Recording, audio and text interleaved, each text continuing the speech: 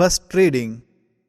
A reading from the letter of St. Paul to the Ephesians, chapter 3, verse 14 to 20. For this reason, I bow my knees before the Father, from whom every family in heaven and on earth takes its name. I pray that, according to the riches of His glory, He may grant that you may be strengthened in your inner being with the power through His Spirit, and that Christ may dwell in your hearts through faith, as you are being rooted and grounded in love.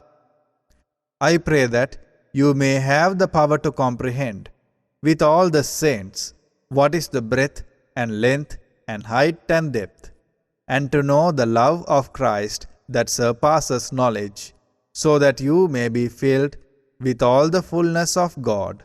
The word of the Lord.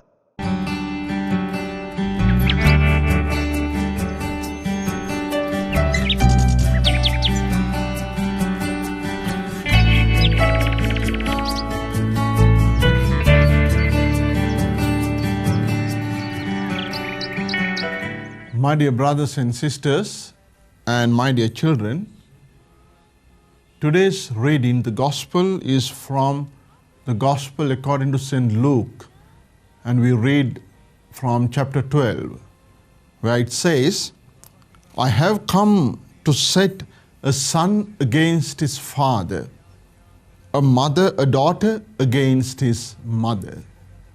Dear brothers and sisters, we need to reflect on this, what really Jesus means by saying this. Well, it's nothing else. Jesus invites us to believe in His word, which is the truth. And if we believe in this truth, and if we work according to this truth, there can be so many problems that can come to us in our way. Let's reflect on this, dear brothers and sisters. A reading from the Holy Gospel according to St. Luke. I came to bring fire to the earth, and how I wish it were already kindled. I have a baptism with which to be baptized, and what stress I am under until it's completed. Do you think that I have come to bring peace to the earth? No, I tell you, but rather division. From now on, 5 in one household will be divided, 3 against 2, and 2 against 3. They will be divided, father against son, and son against father, mother against daughter, and daughter against mother, mother-in-law against her daughter-in-law, and daughter-in-law against mother-in-law. This is the Gospel of the Lord.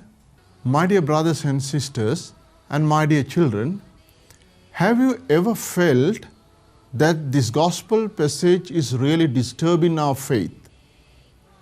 Well, I myself have felt it several times. But dear brothers and sisters, this must be understood, this gospel passage must be understood in the light of all Jesus' teachings on love, mercy, forgiveness, and unity, and so much of teachings that Jesus has brought to us by His word. Dear brothers and sisters, He is really speaking about the effects of the truth. That is, the effects of His word. His word, the word of God. You know, that can really disturb our lives. The word of God can really disturb our hearts and minds. The word of God can really disturb the society at any time that it can really disturb us. You know, dear brothers and sisters, when we take the truth of the gospel, when we really believe in the truth of the gospel, it is what really deeply unite ourselves to God. So when we are truly united to God, it can be at certain moments that there's a tendency that we forget our own ones who are in the society. This can happen at certain times. It can even divide us from those who refuse to be united to God and those who refuse to accept His word as the truth. It can divide us from them. This can be relative even, dear brothers and sisters. We may feel it. What is God for me and who is God for me? And what is true for me may not be true for another. But this is not what it means. The truth, the gospel is the truth. And that is what the morally that church has taught us. It is the truth. He has established His moral law in humanity. The word. He has given His word. He has given His word. And that is the moral law in humanity. We believe in that. And belief in God could be rejected by another, dear brothers and sisters. Maybe our own family members at certain times. If we really want to work or if we really want to think the way the gospel has taught us, it can really disturb us. And at the same time, there can be so many pressures from outside the society because it may not go in line with the opinion of the others, dear brothers and sisters. So this is what really Jesus means by saying, Jesus was rejected even by His own dear brothers and sisters. He is, or He was, or He is still the Son of God. He was rejected, and He is rejected even today, and He will be rejected even tomorrow because He is Son of God. So for us who believe in Jesus Christ, even we could be rejected, dear brothers and sisters.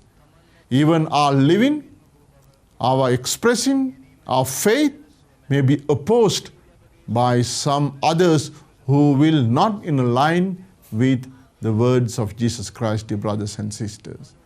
So this is really a challenge to us, dear brothers and sisters. Let's take up this challenge and live according to it. Thank you, and may God bless you. Sri Wachanayano